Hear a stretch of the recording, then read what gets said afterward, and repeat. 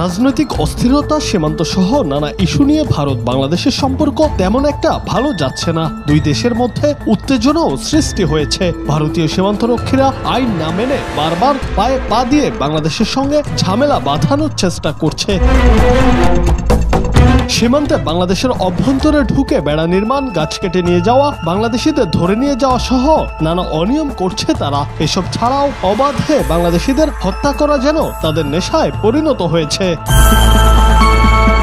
এসব উত্তেজনার মধ্যে বাংলাদেশ সীমান্তবর্তী আসাম রাজ্যের কাছাড় জেলায় সন্ধ্যাকালীন কারফিউ জারি করেছে ভারত। অনুপ্রবেশ ও গবাদি পশু পাচার রোধে জেলা কর্তৃপক্ষ এই কড়াকড়ি আরোপ করেছে বলে জানিয়েছে ভারতীয় গণমাধ্যম পিটিআই।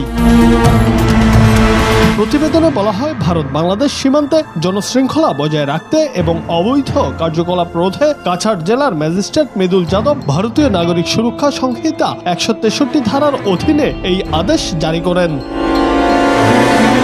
হিন্দুস্তান টাইমস জানিয়েছে, নির্দেশিকা অনুযায়ী সূর্যাস্ত এবং সূর্যোদয়ের মাঝে ভারত বাংলাদেশ সীমান্তের ১ কিলোমিটার এলাকার মধ্যে কোনো ধরনের গতিবিধি করা যাবে না। এছাড়া কাছাড় জেলায় বাংলাদেশ সীমান্তের ৫ কিলোমিটার বেল্টের মধ্যে সূর্যাস্ত এবং সূর্যোদয়ের মধ্যে চিনি, চাল, গম, ভোজ্য তেল এবং লবণের মতো জিনিসপত্র বহনকারী যানবাহন, গাড়ি বা রিক্সা চলাচলে নিষেধাজ্ঞা জারি করা হয়েছে জেলা প্রশাসনের তরফ থেকে। তবে সীমান্ত এলাকায় বসবাস করা মানুষরা মনে করছেন এটা শুধুই একটা অজুহাত। এর পেছনে অন্য কোনো কারণ আছে। যেহেতু ভারতের বিএসএফ কোনো কারণ ছাড়াই বাংলাদেশিদের ওপর গুলি চালাচ্ছে, পাখির মতো মানুষ হত্যা করছে, তাই কেউ কেউ মনে করছেন নিরাপত্তার দোহাই দিয়ে এই পদক্ষেপ কেবলমাত্র নিরপরাধ বাংলাদেশিদের হত্যা করার ফন্দি ছাড়া আর কিছুই নয়।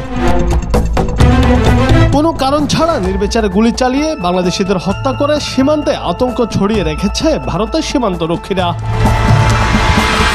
জুনায়েদ আহমেদ, বাংলা টিভি।